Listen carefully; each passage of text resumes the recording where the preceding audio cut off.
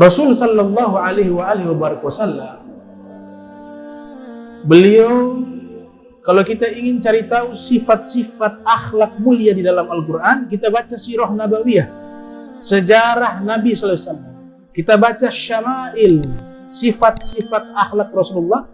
Di situ menunjukkan bahwa beliau telah mengamalkan nilai-nilai akhlak mulia seluruhnya di dalam Al-Quran. Seluruhnya. Kita berbicara tentang tawadu, rendah hati. Rendah hati di dalam Al-Quran Allah sebutkan ibadur rahman alladzina yamshuna 'alal ardi hauna wa idza khatabahumul jahilun qalu salama. Hamba-hamba Allah yang penyayang kalau jalan di muka bumi hauna, rendah hati, tawadu. Rasul sallallahu alaihi wasallam, beliau punya rendah hatinya luar biasa. Ditulis dengan tinta emas. Ditulis dengan tinta emas. Waktu Fathul Makkah, pembebasan kota Makkah tahun 8 Hijriah. Ini kan beliau diusir.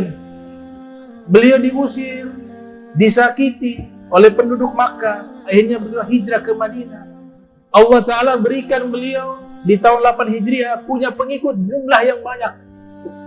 Orang-orang Makkah sudah tidak punya daya untuk bisa mengalahkan Rasulullah SAW. Apa yang luar biasa? Saking tawadunya beliau, waktu masuk ke kota Makkah, para muarrikhun, para pakar sejarah Islam, mereka mendeskripsikan Nabi ketika masuk di kota Makkah dengan jumlah pasukan yang banyak, beliau menundukkan kepala. Menundukkan kepala. Kalau yang lain bisa saja balas dendam, bisa saja memukul dada. Lihat sekarang, dulu kalian kecilkan saya, sekarang lihat sudah banyak pengikut. Apa yang kalian lakukan sekarang? Tapi bagaimana akhlaknya Rasulullah SAW? Beliau masuk ke kota Makkah, pembebasan kota Makkah tahun 8 Hijriah, beliau masuk di atas kendaraan beliau dengan unta sambil menundukkan pandangan mata ke tanah. Tawadu dicatat dengan tinta emas. Bahkan Nabi katakan, man dakhala masjidah fahuwa amin, wa man dakhala baita Abi Sufyan fahuwa amin. Nabi katakan, siapa yang masuk ke Masjidil Haram, aman. Siapa yang masuk ke rumahnya Abu Sufyan, aman. Abu Sufyan waktu itu menjadi kepala sukunya dari kaum Quraisy. Sebelumnya Nabi katakan, wahai orang-orang Quraisy, dikumpulkan mereka semua. Menurut kalian, apa yang akan saya lakukan kepada kalian? Mereka mengatakan, engkau anak yang mulia, engkau orang baik, engkau orang soleh. Padahal ini semua dulu musuhin Rasulullah. Nabi kumpulkan semua. Bagaimana? Menurut kalian apa yang saya lakukan? Sebagian ketakutan, berpikir, oh pasti kita dibalas sudah. Ini kita dibalas ini. Kejahatan kita akan dibalas. Nabi dengan tawadunya mengatakan, apa yang saya lakukan kepada kalian? Kira-kira apa? Mereka semua terdiam. Nabi katakan, idhabu fa antum tulaqa. Saya maafkan kalian semuanya.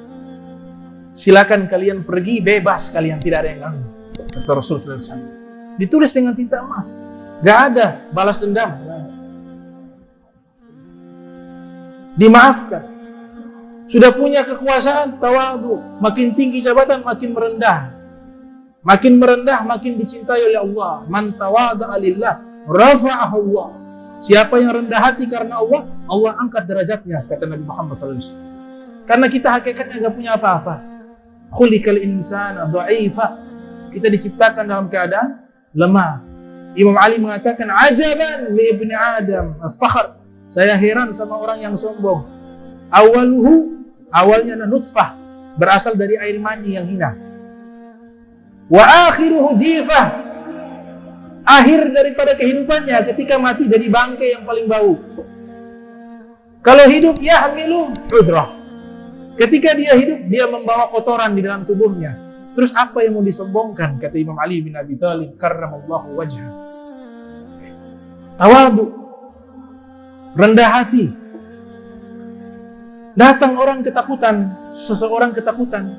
Waktu Nabi kuasai Makkah, dibebaskan, Fathul Makkah, dibebaskan kota Makkah, ada orang satu ketakutan. Dia saking ketakutan di hadapan Rasulullah sallallahu alaihi wasallam, dia gemetaran di hadapan Nabi sallallahu alaihi wasallam. Apa yang Nabi katakan? Hawin alaika, tenang, jangan takut, kata Rasulullah. Jangan takut. Ana lastu bimalikin. Saya bukan seorang raja, bukan, kata Rasulullah sallallahu alaihi wasallam.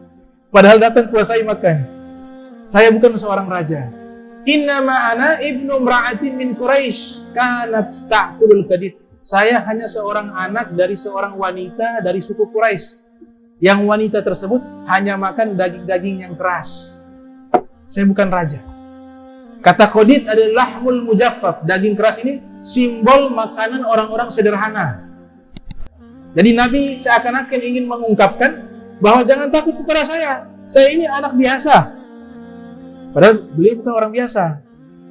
Tapi beliau punya sifat tawadu seperti itu. Saya biasa. Saya lahir dari seorang wanita yang makan makanan orang-orang biasa. Makanan orang-orang hidup sederhana.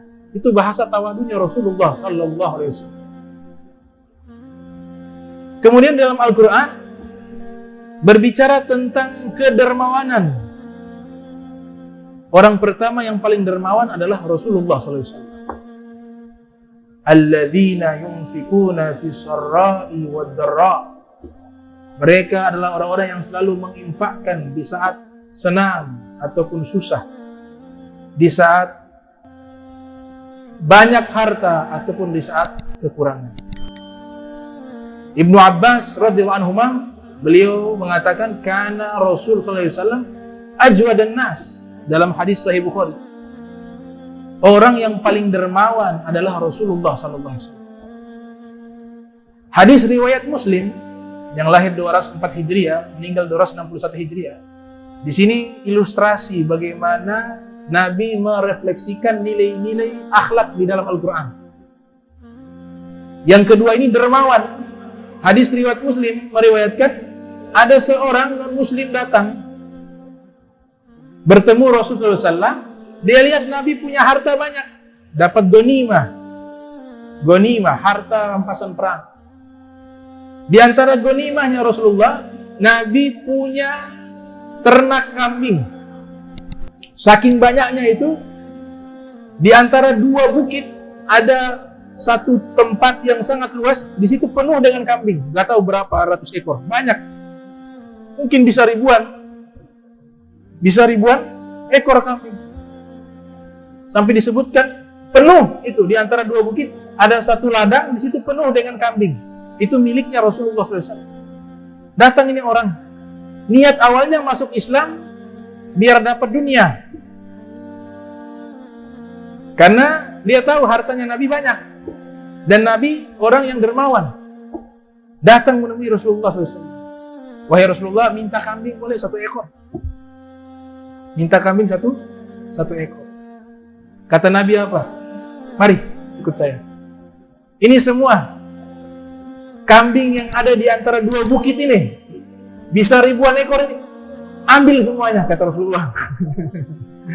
Minta satu ekor, Nabi kasih ribuan ekor. Ambil semuanya. Maka dia pulang ke kampung halamannya.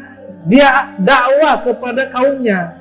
Ayu qaumi, wahai kaumku, aslimu, ayo masuk Islam. Fawallahi, demi Allah, inna Muhammadan, sesungguhnya Nabi Muhammad, la yu'ti ata'a la ma la yakhaful faqra. Kalau memberikan, Nabi Muhammad kalau memberikan sesuatu, ia berikan tidak takut fakir miskin. Apa yang dia berikan seluruhnya dikasih. Ma la yakhaful faqra. Beliau gak takut kepada kefakiran. Akhirnya mereka semua masuk Islam gara-gara kedermawanannya Rasulullah SAW. Ada seorang habaib di Hadramaut, Al-Habib Hasan bin Sholeh Al-Bahar. Beliau meneladani akhlak dermawannya Rasulullah SAW. Sampai siapapun yang minta, kalau beliau tidak punya, beliau bilang utang atas nama saya. Itu Rasulullah seperti itu. Kalau ada yang minta, pasti dikasih. Kalau tidak punya, utang nama saya. Ini saking dermawannya Al-Habib Hasan bin Sholeh Al-Bahar, saking dermawannya. Dan satu kampung ini orang tahu, kalau minta ke beliau, pasti beliau kasih. Satu kali beliau baru beli sarung baru. Baru beli sarung bagus. Sholat. Ternyata sudah ada satu yang incar. Wah, ini Habib punya sarung bagus ini. Bagus ini. Kalau minta pasti dikasih. Udah. Habis sholat, Habib ke kamar mandi. Di masjid. Di sana kalau kamar mandi, biasa sarung taruh di atas. Habib lagi masuk kamar mandi atau lagi ke toilet. Sarung di atas. Ini yang incar sarung datang. Ah, ini sarung bagus. Dia tidak sabar. Dia bilang, Bib, saya mau minta sarung ini, boleh? Habib punya sifat dermawan itu sudah tertanam. Itu namanya akhlak karimah. Ambil sudah, ambil. Ambil. Di situ ada celana, mohon maaf, ada celana dalamnya juga di situ. Ambil. Pulang ke rumah. Ini orang. Keluarga di rumah nunggu Habib Hasan bin Sholeh Al-Bahar gak pulang-pulang. Gimana nih Habib Hasan? Belum pulang-pulang. Suruh anaknya coba cek di masjid. Tadi ada ke masjid. Dicek ke masjid, cari, tidak ada. Akhirnya mereka pergi ke kamar mandi di masjid. Lihat, gak ada orang. Setengah malam. Pas dengar suara, siapa itu? Dari kamar mandi terdengar suara. Siapa itu di luar? Ini siapa ini? Saya, Habib Hasan bin Sholeh Al-Bahar. Ya Allah, Abah coba di dalam. Abah punya sarung yang celana dalam sudah dibawa. Setelah ada pakaian, gak bisa keluar. Subhanallah, dermawannya seperti itu. Dermawannya sampai setingkat itu. Mengikuti Rasulullah Sallallahu Alaihi Wasallam. Tapi dermawan begini jangan ditiru. Nanti gak pulang-pulang di sini nih kalau dikunci sendiri. Aduh. Ya. Itu dari sisi akhlak kedermawanannya Rasulullah SAW. Dari sisi memaafkan, ini baru 3 sifat di dalam Al-Quran. Afu, bahasa Arabnya al-afu, memaafkan.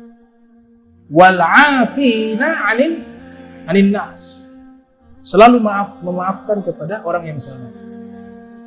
Dicatat juga dalam tinta emas, dengan tinta emas.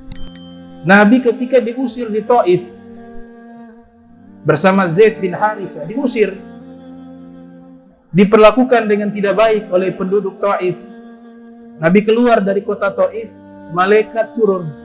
Ada yang mengatakan malaikat Jibril, ada yang mengatakan malaikat yang menjaga gunung yang ada di Taif. Turun. Kata malaikat, wahai Rasulullah, izinkan kami untuk membinasakan penduduk Taif. Kalau engkau mau, ini gunung kami balikkan. Menimpa mereka semua, mati. Ini Nabi baru diusir, diperlakukan dengan tidak baik. Apa kata Nabi? Lah, jangan. Asa Allah an yukhrija min aslabihim man yaqul la ilaha illallah. Saya masih berharap mungkin dari anak keturunan mereka ada yang mengucapkan la ilaha illallah. Malaikat Allah ciptakan tidak ada emosi. Malaikat Allah ciptakan tidak ada emosi. Tapi toh malaikat marah. Rasul Sallallahu Alaihi Wasallam Allah ciptakan sebagai manusia ada emosi.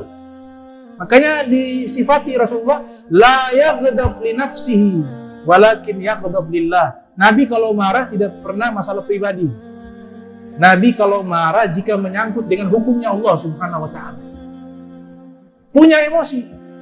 Tapi di sini menunjukkan kehebatan Rasul sallallahu alaihi wasallam. Emosi beliau bisa beliau kendalikan, bahkan malaikat yang tidak punya emosi sekalipun jadi marah dengan perlakuan penduduk Taif. Nabi bilang jangan binasakan mereka. Asallahu an yukhrija min aslabi man yaqul la ilaha illallah. Saya berharap dari anak turunan mereka ada yang mengucapkan la ilaha illallah. Dalam satu riwayat Nabi katakan, Allahumma gfir li qaumi fa innahum la ya'lamun. Bahkan Nabi doakan, ya Allah, ampunkanlah kaumku karena mereka tidak tahu siapa aku, kata Rasulullah SAW. Perbuatan buruk dibalas dengan doa, dengan kebaikan. Itu sifat pemaafnya Rasulullah SAW.